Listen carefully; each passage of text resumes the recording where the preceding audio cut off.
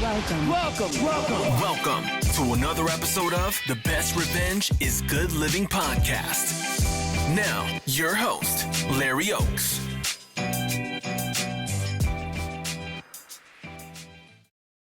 The Best Revenge is Good Living podcast. I am your host, Larry Oaks. I want to thank you all for being here today. It's going to be a weekly podcast. We're going to be doing this every Thursday. We're going to have guests, but also I'm going to be doing this as a solo act, giving you the views and my viewpoints and the things that I see, things that are going on, things that I've experienced in my life, telling some stories. I'm going to have guests coming in that are friends of mine and people that I know or have influenced me, mentored me, did things that were helpful and beneficial to me in bringing value into the things that I know and the things that I've done. And so I'm really excited to get it going. Just like anything in life, at one day, all of a sudden, here you are. It's here. So now, without further ado, the Best Revenge is Good Living podcast. I'm going to hit this and we're going to get this thing going. All right. I've been thinking about doing this for a number of years. I've been wanting to do something to this effect. Originally, I was wanting to do it for different businesses that I've had to do training for team members or agents or whatever it is that I had going on. I thought it would be a good interactive way for me to do something to where I can teach them. It's going to be a time saver. They could do it on their own time, or obviously for myself, we all get the same 24 hours. And if I can do something like this to get my message across, or do the training, or do whatever it is I have to do, then it's going to free up my time to do other things that are necessary and continue on training and teaching my team, mentoring my team. So the Best Revenge is Good Living is something that I've been telling myself and people around me. A lot of times people are going through a divorce, they're going through a bad breakup, they're going through hard times in life, they're going through down times in life. And the first thing that you want to do in those times, in my experience, is you just want to fuck shit up. You just want to go nuts. And I went through that myself when I separated from my wife probably about 5-6 years ago. I can totally relate to that. And the first thing you want to do is you want to drink, you want to do drugs, you want to stay out and just tear shit up. And, I am no different than anybody else. I did that. And, you know what I said? The best revenge is good living. I started thinking about that. I started putting that into reality, into my life. And I said, instead of me ruining what I have around me and feeling like shit, you know what? I'm going to start living my best life. I'm going to start working out. I'm going to get back in shape. I'm going to start reading or taking in information that's going to give me value. I'm going to start learning how to talk to women again. Getting out in the dating scene, or whatever you want to call it, so that I'm putting my chops to the test, and I'm able to move on. I'm able to do so. As I'm doing this, and as I'm talking to different people, and I'm putting my money where my mouth is, for lack of better words, people are started to see a change in me. They started to see different, they started seeing me getting more fit, had a gut for, when you're married for any amount of time and you just don't see yourself, you start getting lackadaisical. You start, especially if you start making a little bit of money, you start eating a little bit better, a little bit more, a little bit bigger portions, and consuming more things. Like, I never liked to drink alcohol when I ate dinner or when I ate a meal, period.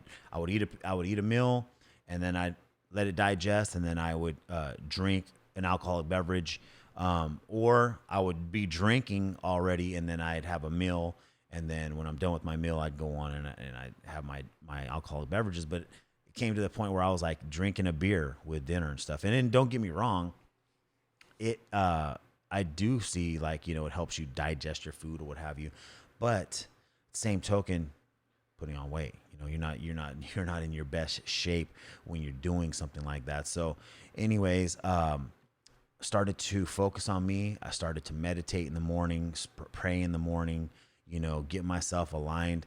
I started making lists again. I started focusing on what I wanted. I started going after what I wanted. I started, finding people who can mentor me and train me. Say, for instance, quote unquote, pickup artists, these guys out here that are showing different techniques, and a lot of times you either know it or you don't know it. Once I started listening to these guys and seeing what they're saying is working and what they're saying they're doing, I did most of the shit already naturally, but it was that confirmation, it was that reaffirmation. It was like, hey, I can do this. I can get back out, and it gave me the confidence that I needed. So this podcast, The Best Revenge is Good Living, is basically me talking shit, basically me using this as a form of therapy.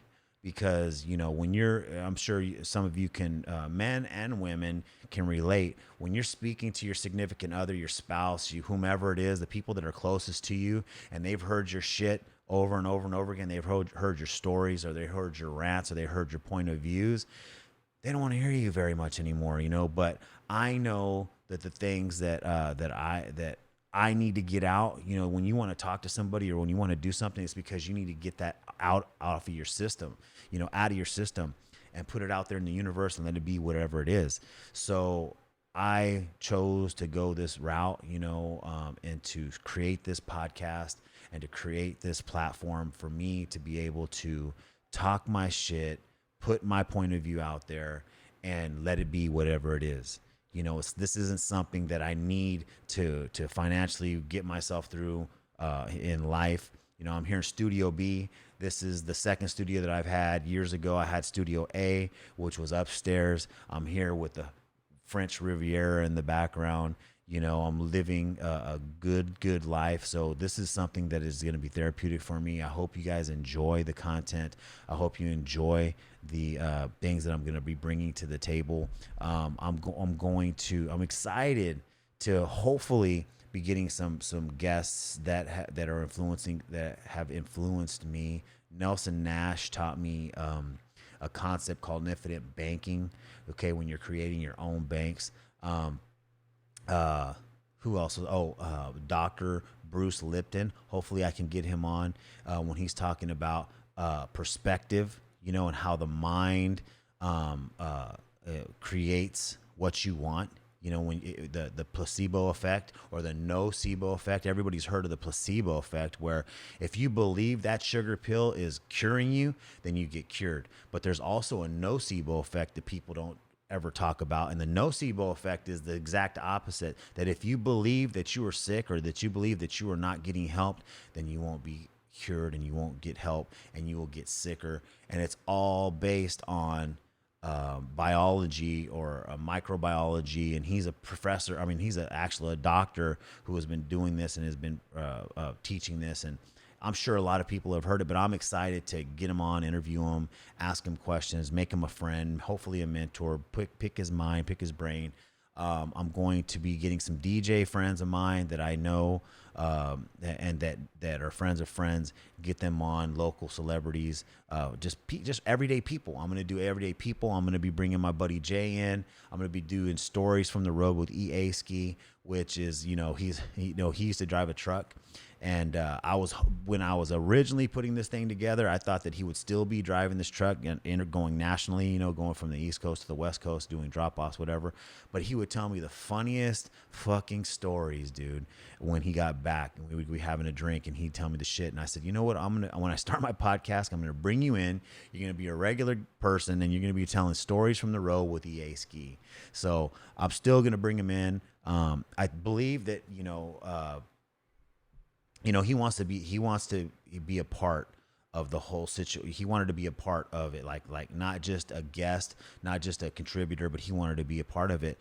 But for this particular podcast, for this particular deal that I'm doing, I'm not going to format it that way.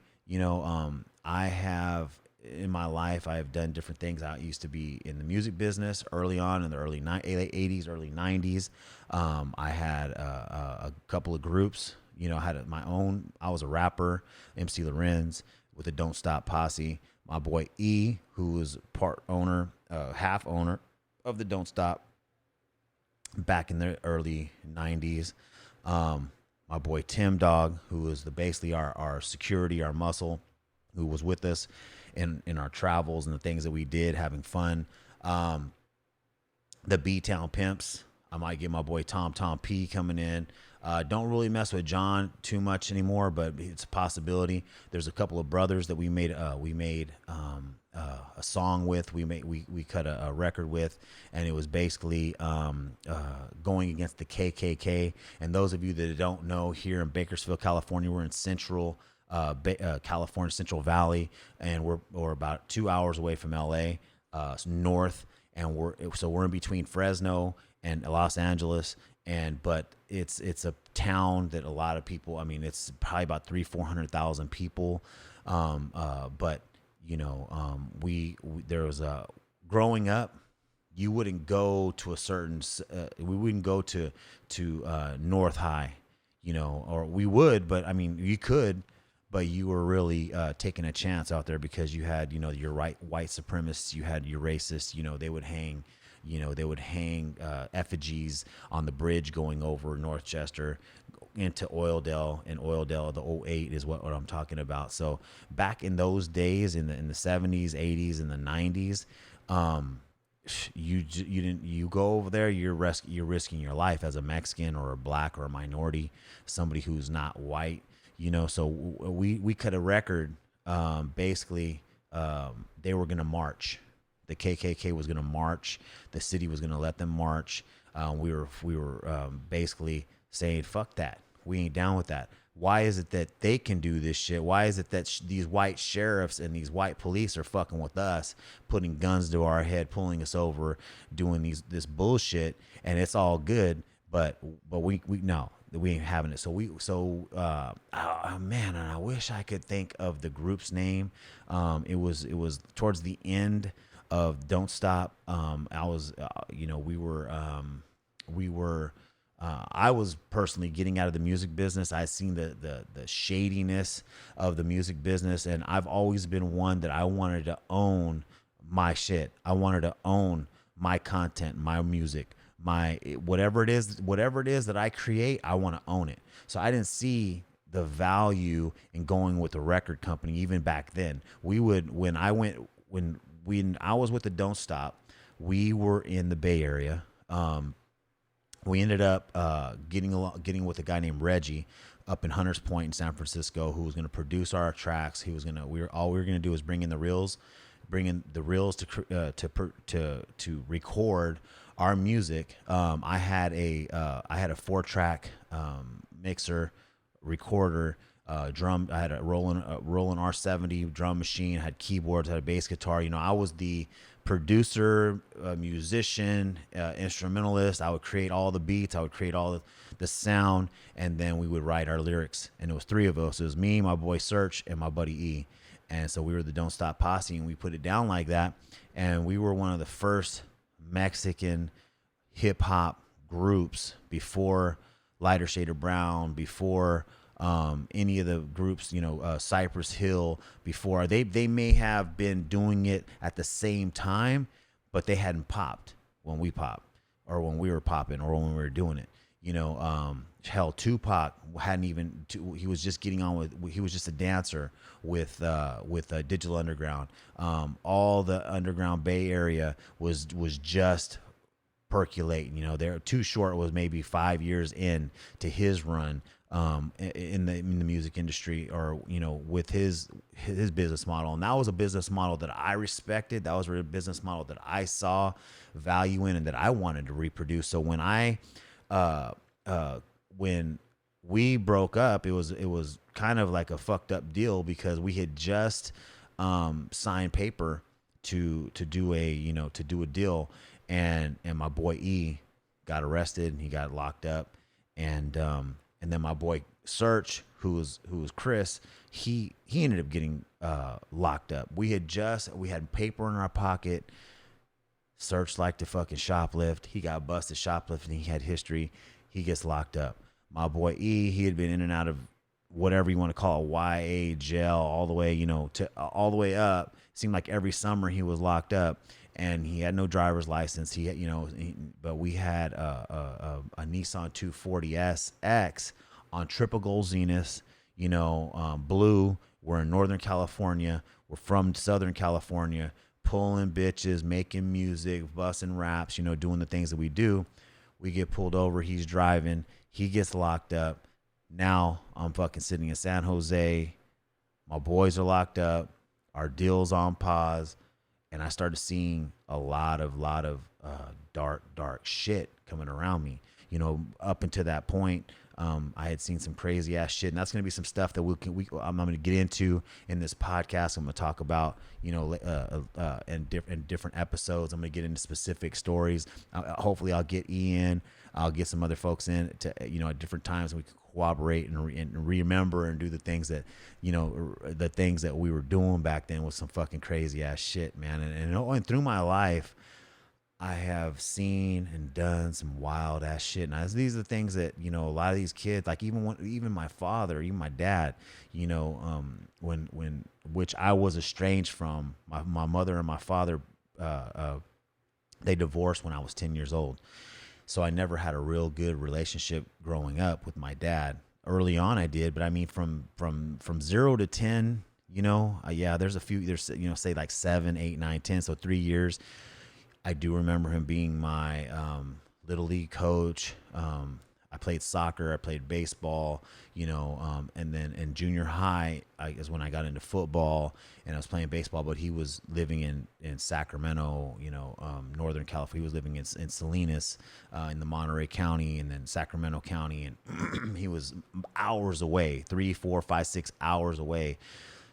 And from the shit that my mom used to tell me and the things that I heard and all these things, it was one of those situations where I had this, and it was well deserved. I had this negative connotation, this negative vibe with my father. It wasn't until I became a man with a family, and I started to understand his side of the story. And it wasn't until maybe another 10, till I was in my 40s, that we actually sat down and spoke about certain topics or certain events and things that I remember that we were going through, and he kind of validated the things that I thought and things that what were true, what was not true. But so at what my point, what I'm saying is that I didn't really have a male role model in my life to show me what the right things were. And even when I did, the way that I was raised and the circumstances that I was in, it wasn't what I guess white America would say is the norm, right? So it's what I knew. It's what I thought was correct.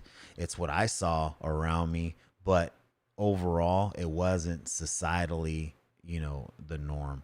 And I don't know where I'm going with all that. I kind of got off on a tangent, which is what I do, but also it's who I am. It's what I get on my soapbox and I start going from one topic to another, but it all ties in at the end of my story, at the end of what I'm saying. If you hear the episodes go on, then you'll understand who I am, I believe, and you'll see the things that I'm talking about. But going back to the music, I was a musician. I am an artist at heart. At the end of the day, I love music.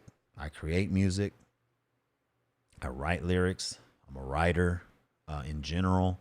And in that space of being an artist, I understand how to create, how to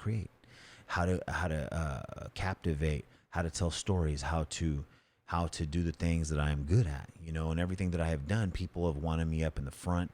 And then once you get up in the front, that's when the jealousy comes on. Even if you ain't making no money, even if you're not, what I'm saying, if you're in the front, if you're the lead singer,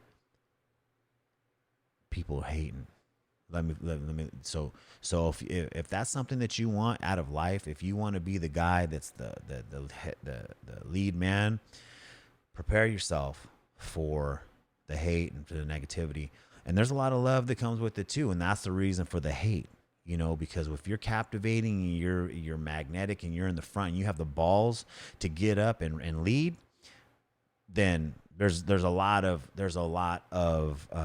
benefits that come with it, but there's also a lot of negativity. You just got to prepare yourself for that. And this is what I'm going to be talking about, and hopefully people will find value in it. They'll learn something from it. They'll take some nuggets from it. They'll utilize it in the things that they're doing. My oldest son here today, in 2019, he just turned 24 years old. So I've my second, number two, I have three boys. Number two is 21, and then my little guy, my baby of the family, he is 10. So I've raised some men. You know what I mean? I think I did a hell of a job. I got out of the music industry because of the darkness and the things I didn't like about it. And sometimes I kick myself in the ass for leaving the Bay, coming back to Bakersfield. But I wouldn't have met the woman that eventually became my wife, who gave me 3 beautiful sons. And I wouldn't be here today in full circle running the Best Revenge is Good podcast, right? The best revenge is good living, because, at the end of the day, I'm living a great life. I'm living a great life. And hopefully, I'll be able to show you that I'm living a good life through this, have some fun with it. I'm going to be doing quotes. So I have a website, obviously, thebestrevengeisgoodliving.com. Also, so tbrigl.com, thebestrevengeisgoodliving.com. And you can type in either one of those, whatever's the easiest for you. And on there, the episode quote is going to be on there. I'm thinking about adding the roulette quote. The roulette, we'll have a roulette wheel here that's you spin the roulette, and where the ball lands, you take your shot. It's a little drinking game, but I'm gonna hybrid it. I'm gonna bring it in, and I'm gonna do quotes. So at the end of the night, at the end of my episode, I'm gonna be throwing a quote out there of the day. That's a thing that I think that that will bring value. Just something for you guys to think about. And it's going to be exciting. It's going to be exciting. I'm excited about it. It's been, like I said, it's been a long time coming. My first guest, my first person coming on is going to be my wife, AKA Party Girl, my wife, Maureen. She's going to be coming in. This your boy, Larry Oaks, AKA Big Renz. So, all names on this podcast have been changed to protect the innocent. Because what we talk about in here, we all, not we all, but I know me and my wife, we still have jobs, and they want to hold us to certain standards. But you know what? End of the day, we have freedom of speech. We can say the things that we want to say. We should be able to say the things we want to say, tell the stories that we want to tell, and not get any kind of punitive damages. But at the same token, we gonna do it the way we're gonna do it, because we have our we have what we have. So I want you guys to check that out.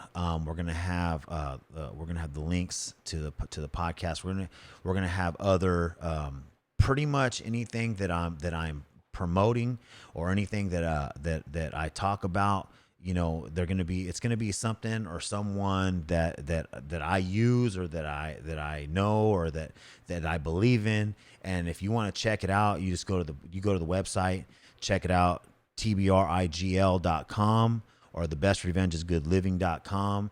There should be links on there for whatever it is that you're interested in, that I'm talking about, that you want to get. There's going to be the quote of the episode on there. You can go back and look at it and copy it or do whatever you need to do.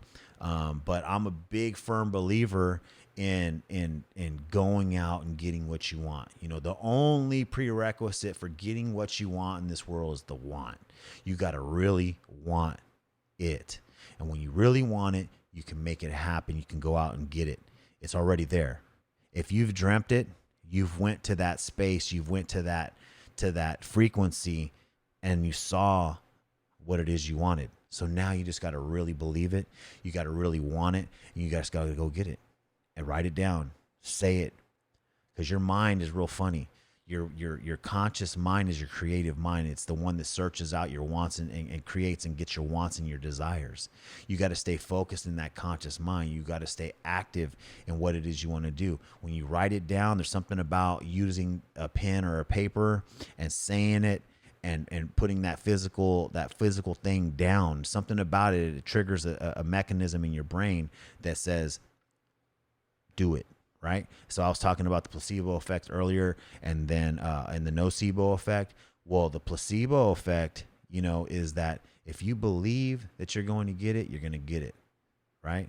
If you believe the doctor or whomever says that you're sick and that you're going to die or whatever it is that's going to be, and you believe it and you're telling yourself that in your mind that you're going to do it. Well, guess what? Your mind is going to say, I'm sick. So they're going to act accordingly. But even if you have cancer, even if you have something that's bad, right? And you tell yourself, you know what? I feel great. I'm not sick.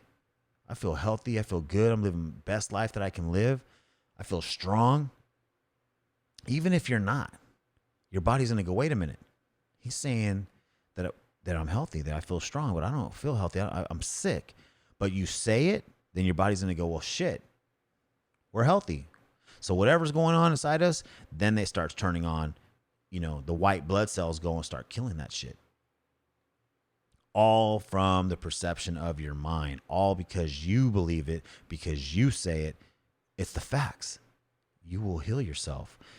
And this is powerful, powerful information. A lot of people don't believe it. A lot of people have never researched it. A lot of people never heard it. But I'm telling you that if you do your own research, if you go out and you start believing, it's like faith. It's exactly like faith. It's biblical. There's a lot of things that tie in that is biblical stuff, and, you just have to believe in yourself. You have to act. You have to do the things that you want to do. And so this is what I've done in my life. Hopefully I will be able to show you through our talks here on the podcast. And I'm not, I'm political. I've got a lot of opinions. A lot of people will say I'm not politically correct. A lot of people will say that what I'm saying is maybe misogynistic, or they'll say it's wrong, and this is outdated thinking. But what I think is a lot of the shit that's going on right now, a lot of the beliefs and the wishy-washiness and the things that people do and say is all bullshit. I think there's special interest behind it. I think they're saying what they're saying for their own benefit, for their own financial benefit, or for their own gain some way, somehow, or it's connected to somebody that they know, and they don't truly fucking believe what the hell they're saying. All these celebrities, they're full of fucking shit. A majority of them, they're all pansy ass, sold out fucking just sorry people, man. Like pussy ass motherfuckers, dude. I listen to these guys. I listen to some of these people. I'm like, what? I don't know. I don't understand it. Maybe it's my age. Maybe it's, I don't know what it is. So people will probably say that, I'm the fucked up one, but we'll see. We'll see. That's why I'm putting my perspective out there. That's why I'm here today with the Best Revenge is Good podcast, is Good Living podcast, because people need to hear differing opinions, man. Like my wife, we've been through it. We've been through a lot of different things, me and her. But at the end of the day, what I'm telling her is the truth, and she knows it's the truth. That's why we're still together, because guys these days won't come straight, man. They won't come out and say, I want that pussy. At the end of the day, they want to sugarcoat around it. They want to go out there and act like they don't want that pussy and get thrown in the friend zone, right? And then wonder why they're in the friend zone, wonder why. And then they get all psycho and shit, want to stalk women and want to, talk shit about women and say how fucked up they are. And, it's bullshit, dude. So, you know, we're going to get into all that. We're definitely going to get into all that in this podcast. But for today, for this episode, for the things that we're doing, I'm going to keep it around 30 minutes because I value your time. You know, I'm not going to sit here and ramble on and talk about a bunch of shit that I don't need to talk about. I'm going to bring in some music here in a little second, take us out. I'm going to throw up this this quote of the episode. I'm not going to do the little shaker today because that's coming up. But I'm going to drop a little bass on you, you know what I mean? Let you go out. So I appreciate you taking the time out to be here with me here today. I'm going to get this shit dialed in. I'm going to get this podcast popping. Get some guests in here that hopefully you guys will enjoy. And we'll keep on doing it, man. I appreciate it. And we'll see you guys soon. Peace.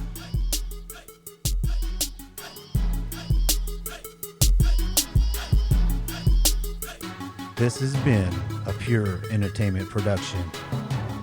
All names have been changed to protect the innocent. Remember to like, subscribe, and share.